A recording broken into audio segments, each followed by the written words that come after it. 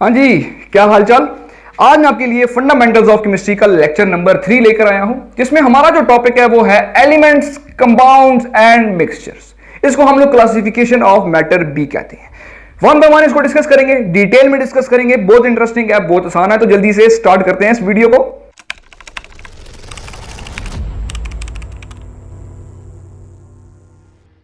Classification of matter है तो सबसे पहले आपको मैटर का पता होना चाहिए। मैटर की डेफिनेशन क्या है? Anything that has mass and occupy space, यानी कि कोई भी चीज जिसका मास हो, वेट हो और वो स्पेस को ऑक्यूपाई करती हो। जिस तरह मेरी बॉडी है तो मेरी बॉडी का क्या है? वेट भी है, मैंने स्पेस भी ऑक्यूपाई की हुई है, तो मैं भी क्या हूं? मैटर हूं। मार्कर है, ये भी मैटर है, मास भी है, स्पेस भी ऑक्यूपाई करता है।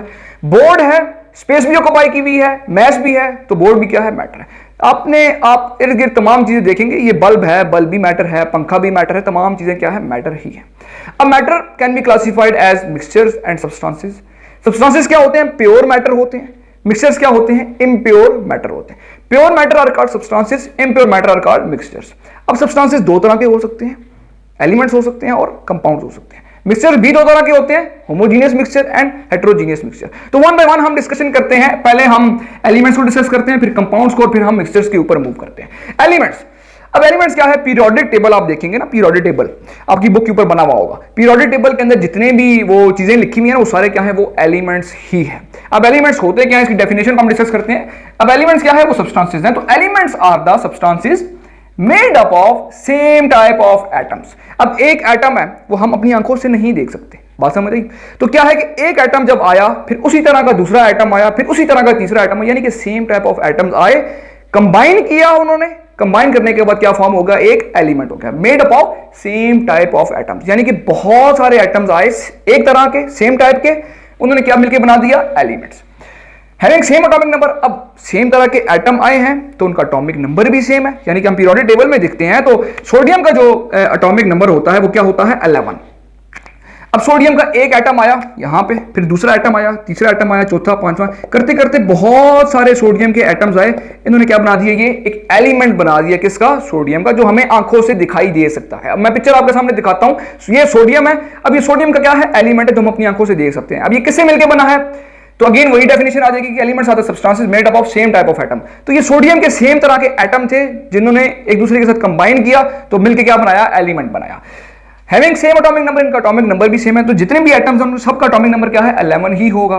देन अगला पार्ट क्या आता है कि and it can not be decompose by ordinary chemical mean. अब इसका क्या मतलब है? It can not be decompose, यानी कि वो डिकम्पोज नहीं हो सकता। अब एक सोडियम का जो एटम है वो किसी और एटम में कन्वर्ट तो नहीं हो सकता ना। अब ये तो नहीं है कि सोडियम है वो 2 मिनट बाद आप देखेंगे जी सोडियम कन्वर्ट हो गया क्लोरीन के अंदर, ये नहीं हो सकता। हाँ, सोडियम क्लोरीन के साथ रिएक्ट करके एक और नया कंपाउंड, नया सब्सटेंस फॉर्म कर सकता है, लेकिन सोडियम खुद डायरेक्ट कन्वर्ट नहीं हो सकता क्लोरीन में। बात समझ आई मेरी? तो it can not be decompose by ordinary chemical mean. ये सिंपल सी डेफिनेशन आपने लिख देनी है। तो एलिमेंट्स क्या होते हैं? जितने भी पीरियोडिक टेबल के आप मेंबर्स देखेंगे वो सारे क्या हैं? एलिमेंट्स ही हैं।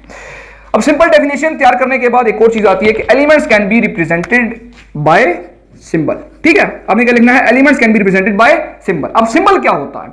हर एलिमेंट का अपना एक यूनिक सिंबल होता है जिससे हम उसको डिनोट करते हैं। अब जिस तरह सोडियम है, सोडियम का सिंबल क्या होता है? Na। अब जिधर भी Na लिखा होता है हम क्या कहते हैं? ये क्या है? सोडियम है। अब जिस तरह कार्बन है, कार्बन का सिंबल क्या है?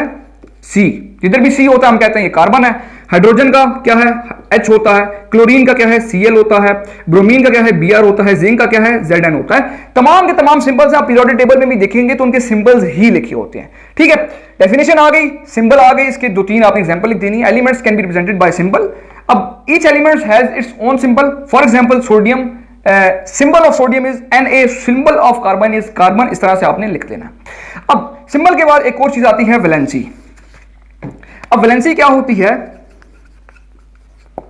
It is the combining capacity of element, it is the combining capacity of element to combine with other element. यानी कि ये एलिमेंट की कंबाइनिंग कैपेसिटी है। यानी कि एग्जांपल देखिए मैं आपको समझाता हूं। कार्बन है, कार्बन 4 बॉन्ड बना सकता है, यानी कि ये 4 एलिमेंट के साथ कंबाइन कर सकता है। तो कार्बन की वैलेंसी कितनी है? 4। नाइट्रोजन है, नाइट्रोजन 3 बॉन्ड बनाता है, तो नाइट्रोजन की वैलेंसी कितनी है? 3।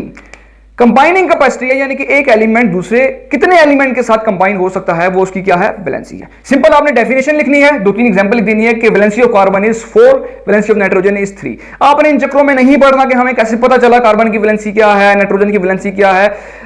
ये वैलेंसी अपने अंदर ही एक पूरा टॉपिक है। इसके लिए हम इलेक्ट्रॉनिक कॉन्फ़िगरेशन को देखते हैं, फिर हम अनपेयर नंबर ऑफ इलेक्ट्रॉन्स को देखते हैं, फिर हम इलेक्ट्रॉन की एक्साइटेशन करते हैं, ठीक है। यानी कि एक अपने अंदर लंबा टॉपिक है, बहुत सारे कॉन्सेप्ट हैं इसके अंदर। अभी तक जो आपका लेवल है क्लास 9 का, सिंपल आपने डेफिनेशन तैयार करके 2 एग्जांपल लिख देनी है, तो ये तमाम चीजें आपकी यहाँ पे एलिमेंट्स की कवर हो जाती हैं। हाँ, एक चीज रह गई है, एक चीज क्या है कि वो आपके एमसीक्यू के अकॉर्डिंग इंपॉर्टेंट है, बाकी आपने वो याद नहीं करना, ठीक है। वो एमसीक्यू में आपसे पूछ सकता है कि भाई अर्ली एजेस में, यानी कि बहुत पहले की वो बात कर रहा है कि बहुत पहले कितने एलिमेंट डिस्कवर हुए थे, तो अर्ली एजेस में कितने हैं, ओनली 9 एलिमेंट्स जो हैं वो डिस्कवर हुए थे। फिर 19th सेंचुरी में क्या है, 63 एलिमेंट्स डिस्कवर हो गए थे। देन नाउअडेज, यानी कि आजकल आज के दिनों में क्या है कि टोटल 118 एलिमेंट्स जो हैं वो डिस्कवर हो गए, जो आप अपने पीरियोडिक टेबल के ऊपर देख सकते हैं। बात समझ आए, ये आपके जो एमसीक्यूज हैं उसमें ये चीजें पूछ सकता है। बाकी जो शॉर्ट क्वेश्चंस हैं तो वो आपसे ये एलिमेंट्स पूछ सकता है, इसकी डेफिनेशन तैयार कर लेनी है, फिर इस एलिमेंट्स को किससे डिनोट करते हैं, सिंबल से डिनोट करते हैं, देन वैलेंसी क्या होती है एलिमेंट की, तो आपने इसकी 2 एग्जांपल दे दी।